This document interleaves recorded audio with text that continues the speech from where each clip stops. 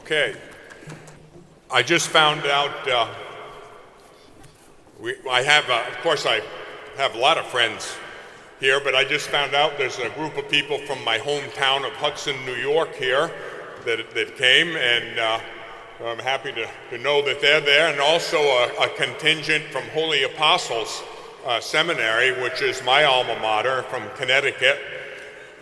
They're here. That was a wonderful place for me. I had a lot of graces and blessings, and they gave me a good start on my way in the priesthood. As I mentioned in the last hour, every one of us has a unique mission at our time, in our place in history. You do, I do.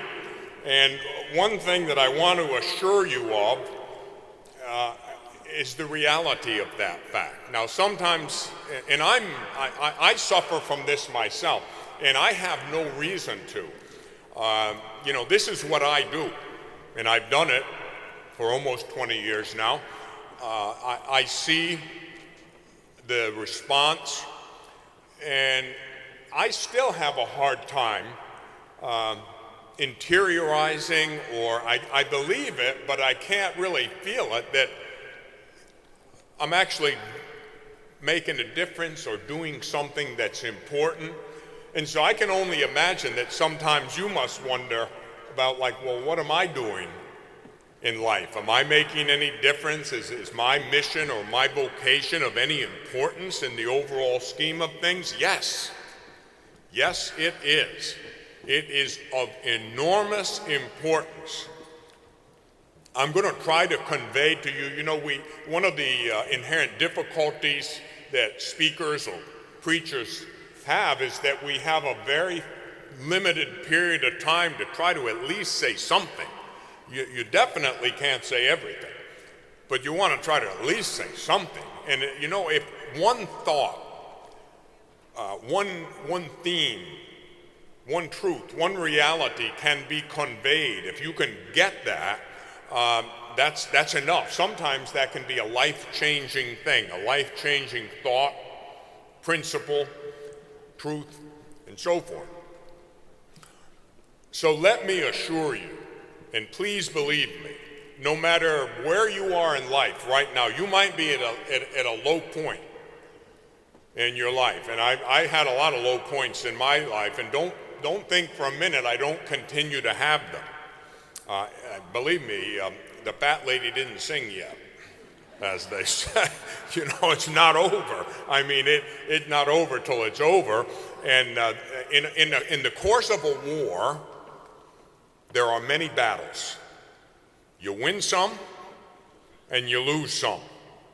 I've won some, and I got to tell you, I've lost some too. In sports, in baseball, for instance, leading up, to the World Series, the greatest hitters in baseball, the greatest home run hitters, usually struck out the most, right? I mean, the guy was swinging the bat. You can't hit a home run unless you swing the bat. Same thing in this spiritual warfare. Same thing in the struggle of life. Don't be afraid, metaphorically speaking, to swing the bat. You have to check it. What I said before about preaching. To be a good preacher, to be a powerful preacher, you have to be willing to be vulnerable. You got to swing the bat. Look, if you swing the bat, you risk missing the ball.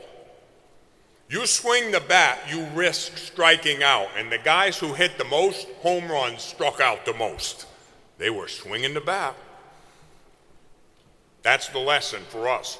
You'll have to be willing to step out, to take a chance, be strong in the Lord and in the strength of his might, St. Paul says. Put on the armor of God. Fight the good fight. Don't just sit there. The majority of Catholics they've been just sitting there as history has unfolded in these past few decades of our lifetime. That's not good enough. I think we've drifted in general, at least in Western civilization, we've drifted into mediocrity. I think in many ways, although not the church herself, the church is indefectibly holy. There's no question about it, but not because of us, because of Jesus, who is the head of his mystical body, the church, and because of the Holy Spirit, who is the soul of the church. That's why the church is indefectibly holy. We strive for holiness. We're called to holiness, but we haven't arrived yet. We're on the way. But we have an obligation to strive for that perfection. I think in general, there is a lack of excellence. I see this in education. The education establishment in general, and there are exceptions, but in general, it stinks. Is that clear enough? I mean, do I need to put that in a different? Look, I am outcome oriented. You win or you lose. What's the bottom line? What have you created here? What have you produced? Have you produced a profit? Metaphorically speaking, have you won or lost? Is good or evil coming out of this? Are you educated or mal-educated or uneducated? And I don't just mean formal education. That can be in the church. That can be in the educational establishment in the country. We have drifted into mediocrity and worse. And we have a positive, absolute moral obligation to strive for excellence. Anyone in any sphere of influence, in any discipline, if you are not striving for excellence, if you're not giving it all you have, you're not going to win. Any sports team knows this. The greatest coaches in any sport knew that they had to inspire the players and they had to push them beyond what they thought they could do. They were ordinary men. They may have giftedness, and they do, but ordinary men doing extraordinary things. That's what we're talking about. That can be in baseball, that can be in hockey, that can be in football. I remember my first coach in high school football coach. He was somewhat of a legendary coach. I've talked about him before. All the young boys wanted to end up playing football for Coach Hamlet. We started in grammar school. Now, I remember I hit about 12 years old, and then it got serious, because now I'm mature. And at 12, I had to get serious about being ready when I hit high school to play football for Coach Hamlet. I started to lift weights, and I started to eat. I was one of those skinny kids. I couldn't gain weight, and I don't know what happened, but something did. But in those, I eat and eat and eat, and I just couldn't gain weight, but I really worked at it. And so I'm working out in the gym, and by the time I was 14 years old, I got up to about 175, but I bench pressed 300 pounds. When I was 14 years old. That's a lot for those of you who aren't weightlifters. I work out all the time with a personal trainer. It's a woman, but don't let that fool you. I call her Sheena, Queen of the Jungle. She's a national fitness competitor. She and her husband own the gym. And, I work like a dog 6 days a week, but I'm getting old. And weak. I worked hard. I can bench press 2/3 of what I did when I was 14 years old. Not good to get old. But we work at things. But that coach, he knew how to be a coach. He technically knew the sport. He was a kind of what you might call a fundamentalist in football. He believed in fundamentals. Like, blocking, tackling, that kind of simple stuff. But you had to do it perfectly. And he would run drills hour after hour and day after day. I remember when I got to high school, first time we went out on the practice field, it was in August, And well, you know about it in New Jersey here, how hot and humid it can be sometimes in August. That's the way it was. And we went out onto the field and we're running around, we're getting ready. The assistant coaches are there, and then out comes the coach. His nickname was the Bear. You know, the old football coach from Alabama, Bear Bryant. You know, we like a bear. Well, our bear was like that too. He was the biggest, hairiest man I had ever seen in my life. And we're lined up there, and he comes out onto the practice field for the first time dressed in his formal football attire, which meant a ragged t-shirt and Bermuda shorts. And he said one word: laps. Running laps around the practice field, then wind sprints up and down. That's how we started. That was the first practice, the first day of football practice I ever had in my life. He ran our butts ragged until every last man. Now this was, you have to understand, this is back in the early 60s, long before the proliferation of litigation. He ran us until every last man was dropped on the ground. And it's hot and it's humid and we're sweating and we're getting like dizzy, and there's probably heat prostration and everything else going on, throwing up, guys throwing up. And that's the first time I ever saw the man smile. And he said, "Welcome to football, ladies." And that's where the fun really began. He ran our butts ragged day after day, double sessions of practice. By the time the first game arrived, we were almost in a state of rebellion. We had heard this stuff all our life about this legendary great football coach we had in this little Class B school that sometimes beat AAA schools playing football.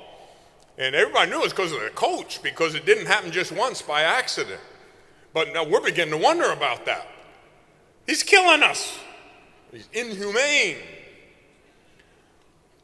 This was back in the day when moms and dads, they loved their children, but they didn't coddle them a whole heck of a lot. And if you did something wrong, and the neighbor gave you a smack, or said, "I'll tell your father," there wasn't a lawsuit. There was another one waiting for you when you got home. It really, it was kind of a common sense thing. It wasn't brutal. I didn't see any child abuse going on. It was not a criminal kind of a thing, but it got the message across. There are limitations to that, but I would know more. One day in the grocery store, a couple of years ago, I saw a teenage boy let go with a blast of profanity at his mother. Now, I've heard everything, believe me. Nothing. I've been in a lot of bad places. I've heard everything. But what came out of that kid's mouth to his mother, I almost grabbed him by his scrawny little neck. I couldn't believe it. I can't imagine, and I know many of you are the same way, I can't imagine back when I was a kid ever. I wouldn't even think of saying that to my mother, much less it came out of my mouth. And it's not that I worried that my father would kill me, my mother would kill me. By the time I was 12 years old, she had a black belt in household implements. Several of them.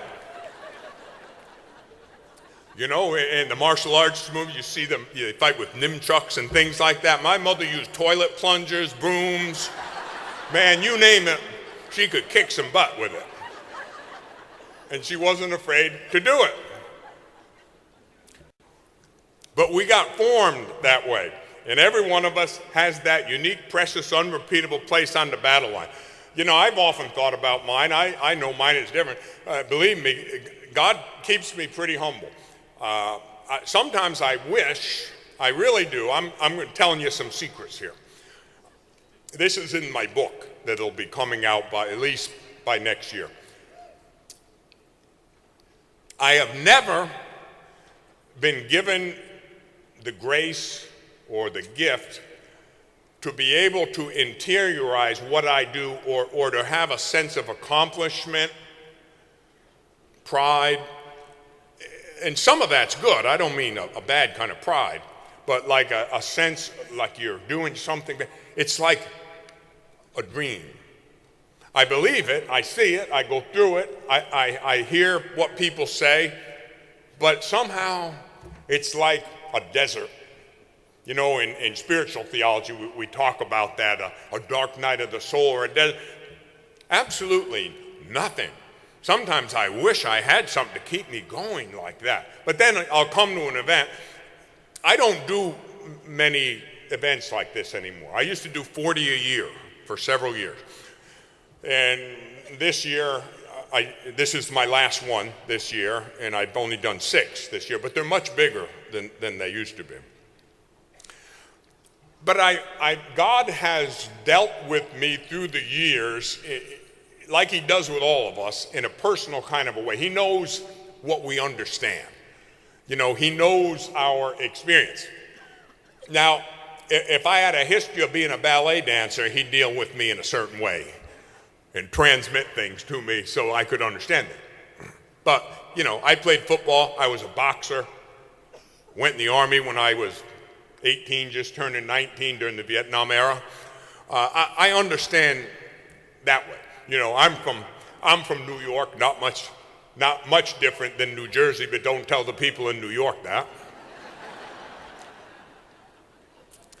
You know, we can be, and my folks were kind of, you know, we lived in it was a good neighborhood in those days, ethnic neighborhood, but rough, but not dangerous like some places today. And so God dealt with me in a certain way in preparing me for my mission. And I often thought, well, what's my mission? You would say, well, what's your mission? You're a priest, you're a preacher. Right. And I understand that. But about 25 years ago, the Lord started to kind of give me some personal inspiration, some of what would be called private revelation in the jargon of theology, but not meant really for anybody else, just meant for me. And not anything, you know, really like you read about in the lives of the saints, simpler than that, but that confirmed me in things that I'm trying to convey to you, like, for instance, the reality of the devil. Now, I know that from theology, and I go by faith. The Bible says we walk by faith, not by sight. And what that means is we accept these things on faith. We have the gift of faith, the theological virtue of faith, which I know you know what that is. When I used to give my test, I didn't give questions that difficult, but I know you're a much more educated and sophisticated audience, so I could ask you that question, what is faith? And as I've often said, I know you all get it, but there probably might be 2 or 3 of you in here that wouldn't know the answer to that, so for the sake of the 2 or 3, faith is the theological virtue by which we believe in God, believe all that God has said and revealed to us, and believe all that Holy Church proposes for our belief, because he who has revealed it is truth itself.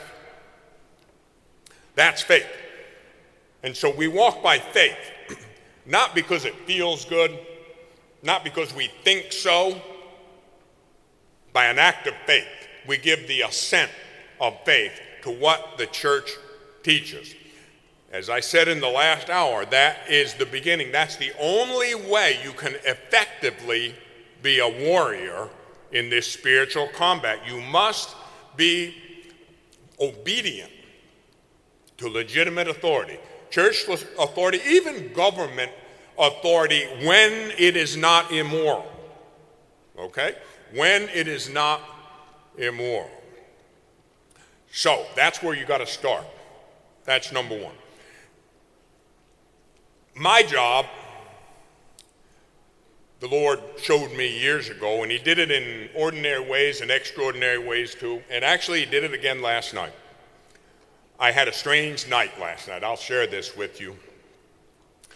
I've had many times, somebody once said to me, well, you talk about this spiritual warfare stuff and you talk about the devil.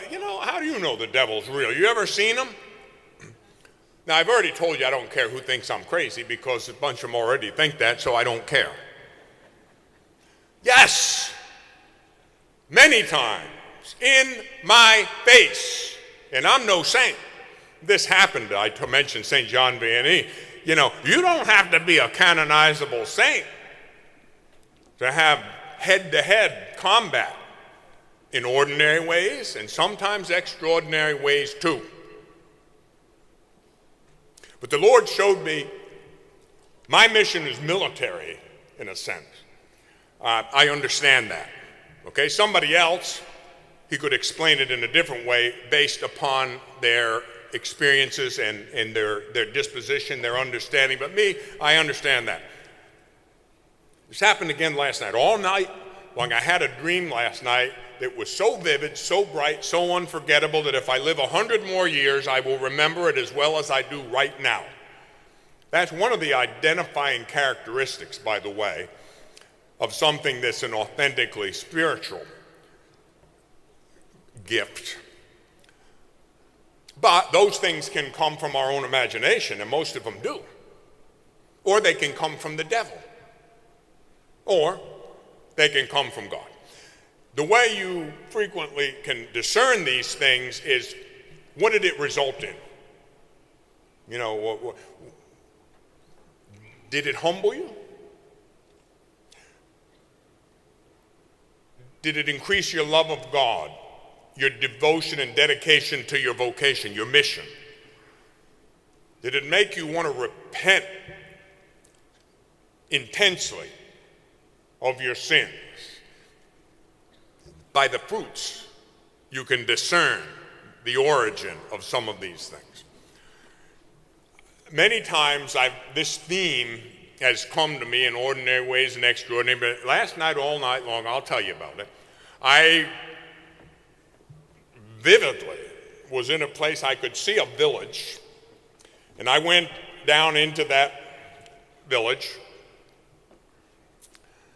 and the people came out to greet me. They knew me, and I talked to them, and they loved me, and I could feel it, and they fed me, and then I could sense evil coming. And I said, they're hunting me. And I was talking to a woman, and she said, I know, we read about that. And I got to go. And in the military, we talk about E&E, escape and evasion. Those are the tactics that you use to get away. Like a pilot who goes down, and the enemy is trying to get him. Escape and evasion. You're caught behind enemy lines. You got to get out. Escape and evasion. That's what it was. Escape and evasion. And I'm trying to move out of the population center to where they can't see me. And I go into a forest and there's a trail. And I think I don't want to leave tracks that they can follow. And then I realize there's a dog with me. Now, I live with 3 dogs. Okay, so that's part of my life. And one of the things that has been difficult for me the last week, my oldest dog, he's 10, he's been with me through thick and thin. He's 10, and he almost died not a week ago Friday.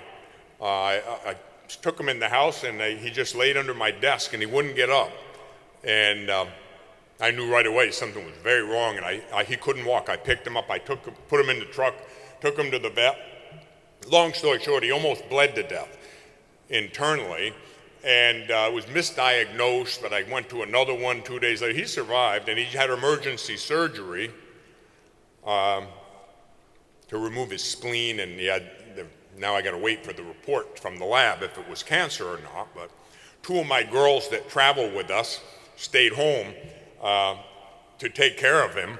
And they email me pictures every once in a while. Since yesterday, they brought them back. They're staying at my house.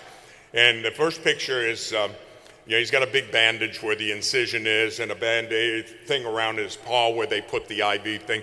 And he's reclining on the sofa, and one of the girls is feeding him free-range chicken. And he's watching a football game on television.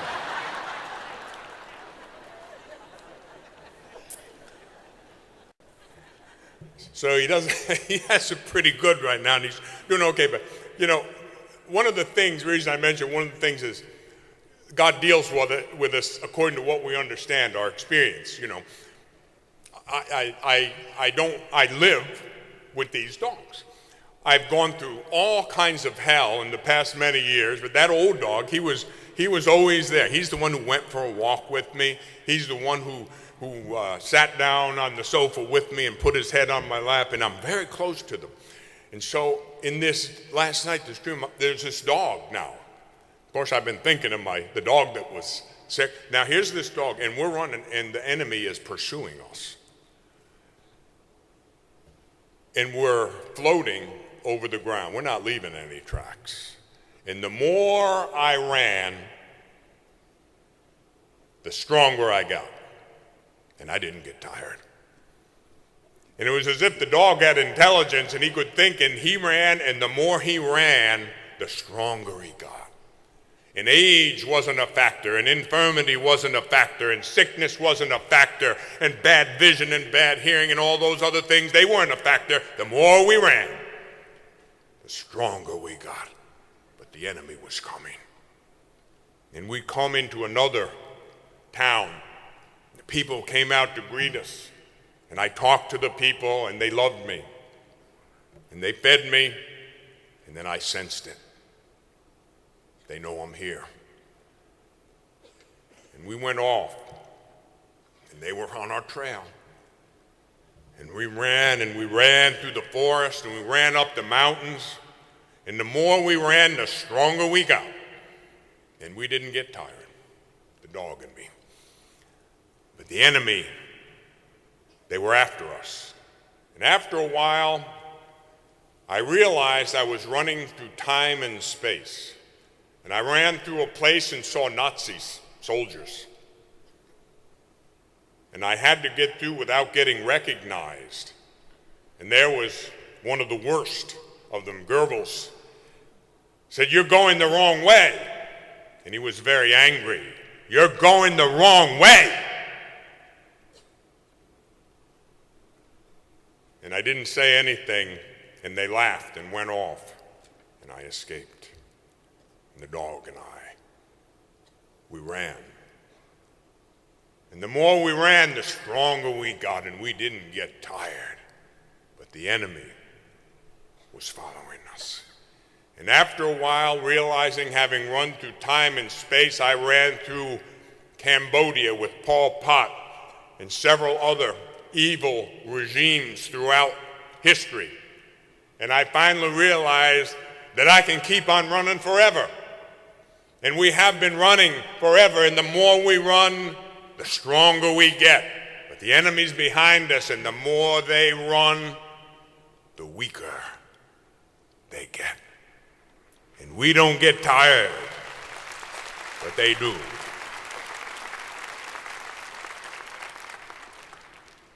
And I thought about that, and I don't make too much out of those things, but it just had such a unique character. And I don't know, I know it was me, but I don't know who the dog was. He didn't look like my dog, but I didn't really see him, but maybe it was the Hound of Heaven. I thought, I don't know, but that thought came into my head. Maybe it was you remember that poem, the Hound of Heaven. And that's really Jesus. The Hound of Heaven pursues sinners to bring them back. I don't know. But I do know this. It is a battle. It is a war. And the price is great. One of the things that I've encountered throughout the years in looking at this battle unfold, learning various elements of it, learning the tactics that we should use in this. One of the battlefronts that I've noticed throughout the year concerns addictions. Now, I've done a 1-hour presentation on the dynamics of addiction, kind of the common threads that run throughout all addiction, whether it's alcoholism, drug addiction. There are all kinds of addictions, compulsions. Thank God for the internet, because you can instantly get so much information. It's a tool. It can be bad. There's all kinds of bad stuff on there, but you can use it for great, good stuff. But I'm going to talk about this because it's important. You may say, look, why are you telling me about this? I'm not addicted to anything. I'm not an alcoholic. I know. Some of you are, but most of you are not. Why would I tell you these things? Because you have to go out there. They're not coming to me. They're going to you. They're going to you, the church, for healing. I've got to form you, because pretty soon I'm running to the next place. I have to leave you with something. This is incredibly common. It's an epidemic, whether it's drug addiction. I've been to, my friend Sal has traveled with me now, I think, 15 years or whatever it is. And we've been a lot of different places together. And getting up early in the morning, we'd go try to move downtown Detroit one time. I preached down there, and we're trying to find some place to have breakfast. And we're walking in the only signs of economic life in the whole downtown Detroit area at that time where we were was one McDonald's and multiple drug deals going on. Still, at 8 o'clock in the morning, Saturday, because they've been going on all night. One time I preached a retreat for Mother Teresa's sisters, the Missionaries of Charity in the Bronx. I think the Missionaries of Charity assign some holy, wise old sister. They put her alone in a room someplace, and her job is to think up the worst places on the face of the earth to build a convent. You couldn't come up with worse places, and I've been to a couple of them. I was in the Bronx this time, and the priest apartment was above the convent, and it was right on the corner of the building. And out of one corner of the building, I look out the window, and that street was a Puerto Rican neighborhood. And about 8 in the morning, the music would start playing, and it would go till about 5 o'clock in the morning, loud. And it was in the summer. There was no air conditioning. It was hot. It was humid. You had to have the windows open.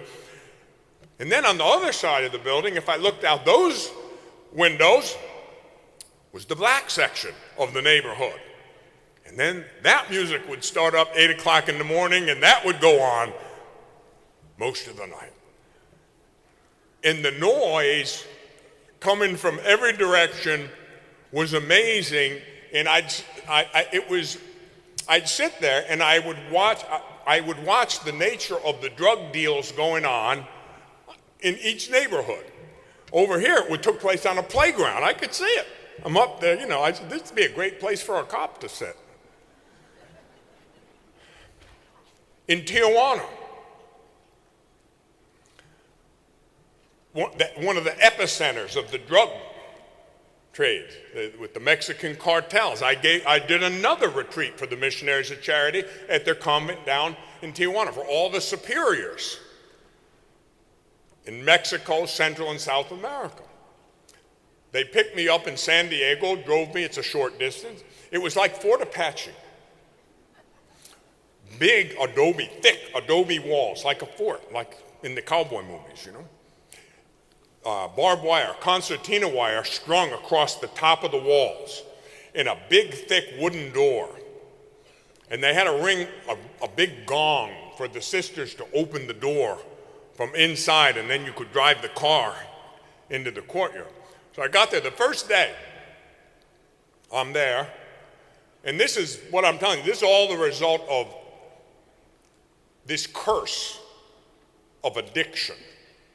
Whether it's addiction to illegal drugs, cocaine, heroin, meth, could be prescription prescription drugs, alcoholism. Addiction is, I don't know, some of you have seen it, but I've seen it from the inside out. I was a cocaine addict, and if you think like Alcoholics Anonymous, you don't say you were, you are. I am an alcoholic. I didn't have a drink for 27 years, but I know I am an alcoholic. Same thing, it was cocaine for me. A lot of you see me up here, and you might know my background, but you really don't. But I know, and I'm reminded of it all the time. I have been in hell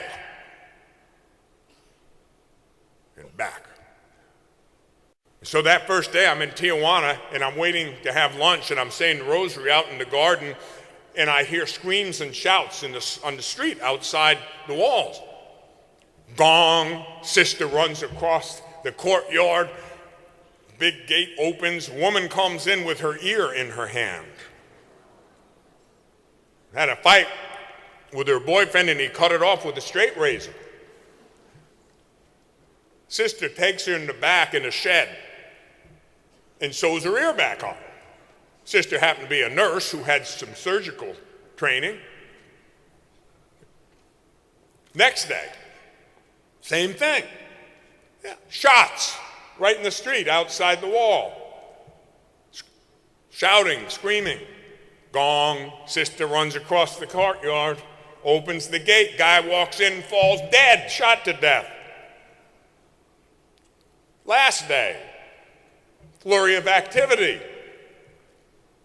What's going on, sister? Oh, our handyman, Jose, last night the police set up a sting and his nephew was a mule carrying some drugs, and the police got him and they were beating him to death in front of the house, and Jose went to rescue his nephew and they almost beat him to death, and now they're both in prison and we're scurrying around trying to get enough money to go to the curandero to get him out of prison. The curandero is like a witch or a faith healer, actually. And this particular one, as we would say in Las Vegas, she had juice in the prison, meaning she had power, she knew who to talk to, and she could negotiate a deal. So the sisters had to get the curandero to negotiate a deal to get the two men out of prison. And one of the last places on the face of the earth you want to be is a Mexican prison. The drug wars. My classmate, Father Tony Anderson, he's been down there in Nuevo Laredo, Mexico, right in the epicenter. He's been almost killed 3 times. He told his people, don't get involved with this. They can make more than a week than they make in a year working for the cartels. They ran him off a road. He went down a cliff, held a knife to his throat. Father Tony was a wrestler at Notre Dame. One of our other priests calls him a wily, worn-out old coyote. But he's still tough, and he's still there. But addiction is a terrible, terrible thing, and you have to know about it. Thank God you're not addicted to anything if you're not, or your children or your grandchildren. But I guarantee you, in this arena, there are many people who have come in contact with it one way or another. Now, later today, this afternoon, I am going to tell you a kind of up-to-date version of my personal story. I haven't ever done this before. This will be the first time. You've got to know about this addiction. What is it? Well, it's a loaded word. What are the elements of addiction? Well, here's one approach to it. First, addiction involves a compulsive behavior that leads to negative consequences. Secondly, despite the negative consequences, the behaviors persist, ultimately leading to more negative consequences. In short, addiction appears to be a syndrome in which addicted persons become tricked into believing that something harmful is actually beneficial.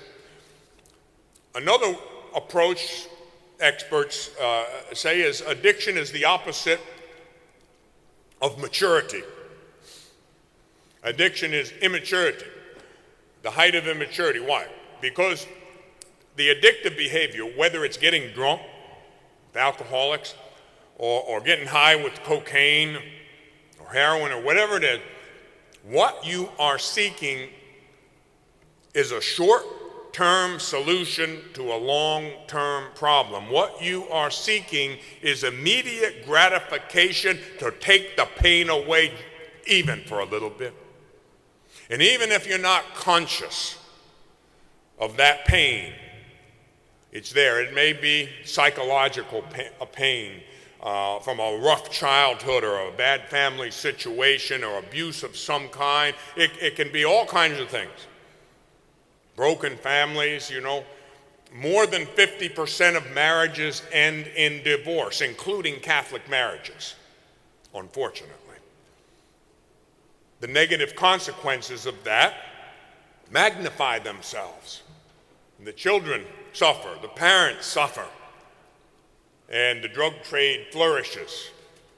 You know, alcoholism, it's a complicated thing. You know, I believe, and there's scientific backing for this, you know, alcoholism, frequently there's a genetic component to it. Some people are dealt a bad hand, and they have a weakness, a tendency toward alcoholism. I truly believe that in a real alcoholic, their brain processes that chemical differently than in most people.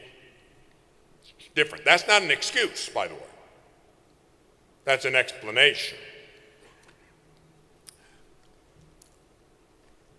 I was a cocaine addict for several years. I was a multimillionaire. I drove a Ferrari. I ended up penniless and homeless in the street, almost dead. The things I went through for years, you can't make it up. At one time, one of my girlfriends was a drug dealer. They did rob her, beat her up, took her money and her drugs. We found out who it was, and I hid in the closet with an Uzi machine gun with a 32-round magazine ready to rock and roll. I would have killed them all. God had other plans. They didn't come. Lucky for me. Another time, I was coming home from a not-so-wholesome place, nowadays called a gentleman's club. And I had two of the ladies, the dancers, the strippers, in the car about 3 in the morning, and I had a pocket full of cocaine, which we had been doing all night. And the cops pulled my Mercedes over, for apparently I was not driving as well as I could have been. And they arrested me, handcuffed me, and the only thing I can think, I got to get the incriminating evidence out of my pocket. It was enough to send me to prison. See what I was talking about before about willing to be vulnerable? I think the statute of limitations is run, so don't anybody get too excited. Anyway, they searched me, patted me down, didn't find it. Took me to jail, took the handcuffs off, and then the sheriff at the jail, he searched me and turned my pockets inside out. And it's stuck in the lining. About 2 ounces worth. Enough to get a good long prison sentence. And I sat in the jail cell all night and dropped it behind the bench, and some janitor hit the jackpot.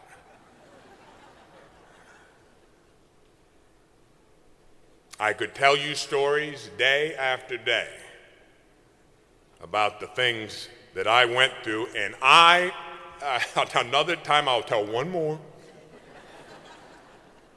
I was going to have a weekend in Las Vegas, so I had a new girlfriend. She was a young, aspiring actress. I will not mention her name because she's famous today, and she's been around for quite a while by now. She was 19 at the time, and we got in my Ferrari in Los Angeles, where we lived, and we started driving to Las Vegas for the weekend. And I had a briefcase with about an ounce of cocaine in it in the trunk. And somewhere around Barstow, California, going about 150 miles an hour, I realized the highway patrol had been chasing me for some time. But they couldn't get close enough for me to even see them. So they set up a roadblock. I stopped, and it was about that time that your whole life passes before you. And the only thing you can think is, big house. Going to the big house now. And I'm preoccupied thinking, oh, they're going to look in the trunk. There are 4 highway patrol cars. And in those days, Ferraris had a nice leather interior and it had a gold nameplate with my name. And the lead officer said, step out of the car, please. And I did, and they're all gathered around, and I thought I heard him say, open the trunk, because when you're thinking that way, sometimes you hear, open the trunk. But what he really said was the engine compartment. Open the hood. And I caught it at the last minute. Oh, hood. And I opened it, and there's a bunch of California Highway Patrol officers standing around the engine compartment discussing the merits of fuel injection as opposed to carburation. And I'm thinking, I'm going to get it off. I'm going to get off. And the sergeant said, now you're going way too fast. That's you're endangering yourself and other people. And so I'm sternly warning you, don't ever do that again. But he didn't give me a ticket. I think because the girl was really pretty. And she smiled at him. And we went to Las Vegas. In all those years, I never got so much as a parking ticket. The one where they took me to jail, the lawyer got me off because the machine didn't work good. It was off, so they couldn't say that I was over the limit or whatever. Time after time after time after time after time. Why? That's a miracle. I wasn't just lucky. God had a plan. Now, God chooses the weak. For those of you who are thinking, and I've been told this, some people have even said it to my mother, how the heck did he ever get in the priesthood? What on earth are they thinking?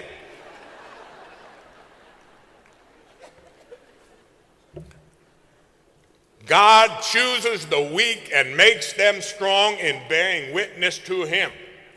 It is in my weakness that God's mighty power is brought to perfection. St. Paul knew all about this. We don't know what it was, but St. Paul talked about a thorn in his side, where, scripture scholars have debated that, talked about that. We don't know exactly what that means. There's all kinds of conjecture. But he had something. He knew about the battle. He had to fight against sin too. All of us do. And one of the battlefronts is this realm of addiction.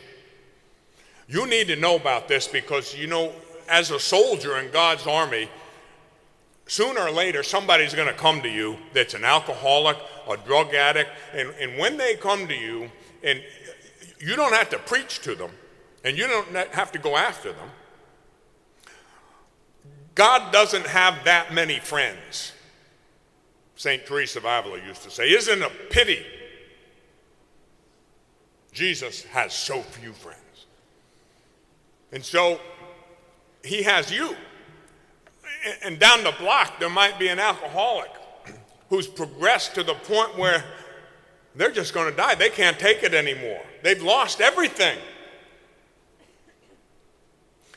My 2 key employees for the last 10 years were both alcoholics, my goddaughter and her husband. Last year, they finally left. And you have no idea how much agony I went through with them and how much agony they went through. And all I can do is keep praying. And I ask you right now to pray for them. Pray for them that somehow God in his mercy will release them from that bondage. It's slavery. Addiction is slavery. And Satan is a very cruel master. And that's who's the author. Make no mistake about it, it's the devil who's the author of addiction. Oh yes, there are things, there are psychological factors, there are genetic factors, certainly with alcoholism, I believe that. And people have an uphill fight that have that tendency. And it's not always their fault. Yes, it's not absolute. Look, it's like there are sexual kinds of addictions. Pornography is a huge, huge addiction in the Western world. And it's just as bad as heroin. It really is. And it holds people in bondage. And there are all other kinds of things that constitute this compulsive, addictive behavior, and it makes slaves out of free men and women. And you have to be there when they come, and they will come. Alcoholics Anonymous is an organization that you know about. It has helped a lot of alcoholics, and their principles have been used with drugs as well. I'm just going to quickly go through the essence of this so that you at least have a general working knowledge of this and maybe be motivated on your own to learn a little bit more when you come in contact with a family member, a friend, an associate at work or in your profession or on the street. This is one of the battlefronts, my friends. The realm of addiction, and don't discount it. And don't ever look down on a drug addict or an alcoholic and don't think it couldn't be you. It was me. And I'm here. It was me. And I've often told people I have never met anybody worse than me. And I say that in the context of confession. You know, people are afraid to go to confession. Oh, you know, you haven't heard one like mine. Let me tell you something. There isn't a priest I know who hasn't heard everything. So don't think that your story will be the first time he's ever heard all this. No, he's heard it all before. And it's Jesus who sits in the confessional. And that's one of the strongest things. Now there are other factors. There are psychological and physiological factors involved, but there is also a spiritual component and a moral component involved. That's why Alcoholics Anonymous, by the way, is successful and almost nothing else is in dealing with these things. They recognize the spiritual dimension of addiction. I'm going to go through the 12 steps just so you have an idea, and maybe you'll be motivated to learn a little bit of this. You need to be equipped to do battle.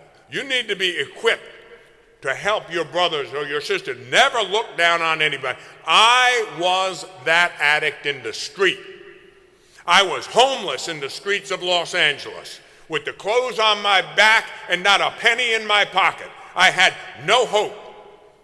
I could not see out of the darkness. I wonder, when will this end? The pain was so much. Number one, we admitted we were powerless over alcohol or drugs or pornography or whatever else it is that you might be addicted to. We admitted we were powerless and that our lives had become unimaginable. 2, we came to believe that a power greater than ourselves could restore us to sanity, for addiction is insanity. We came to believe that a power greater than ourselves could restore us to sanity. 3, we made a decision, an act of the will. Remember, the 2 highest faculties of a rational creature, angels and men, intellect and will. We made a decision, that's an act of the will. We made a decision to turn our will and our lives over to the care of God, higher power, they say, as we know him. This is not a denominational thing. All religions, all people, but this you have to do. You've got to acknowledge there's a higher power. That's a good, listen, it's not the fullness of the Catholic faith, but it's a start. So you've got to turn yourself over to the care of God as we understand him. And 4, we made a searching and fearless moral inventory of ourselves. We call that examine your conscience. 5, we admitted to God, to ourselves, and to another human being the exact nature of our wrongs. Now, in our tradition, it's a little easier and a little safer in the Catholic Church. You've got to admit it to God. You've got to admit it to yourself. Well, I guess there is another human being involved in it. He's called a priest. And that's called confession, our version of it. The exact nature of our wrongs.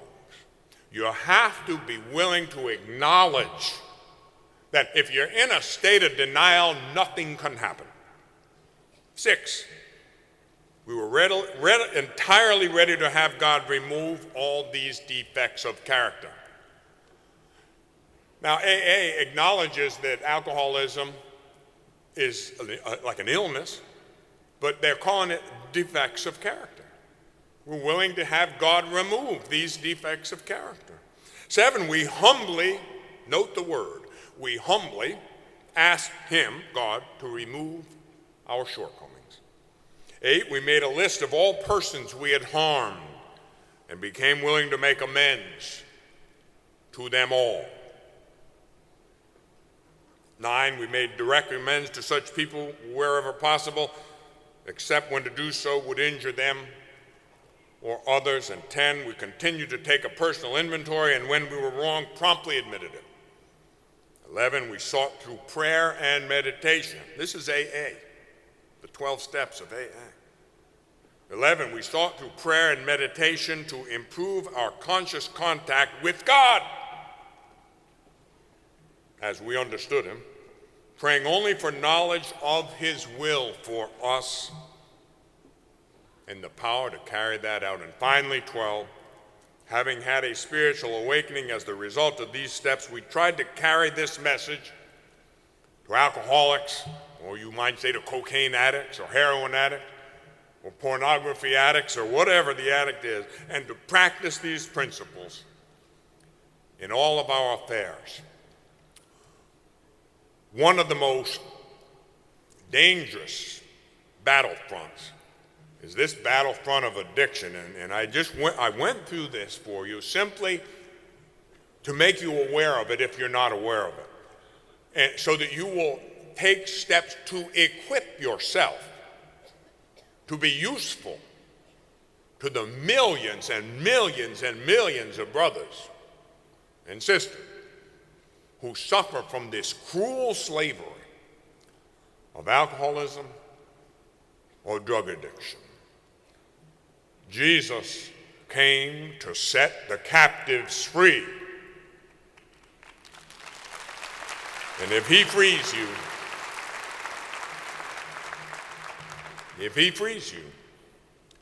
you will be free indeed.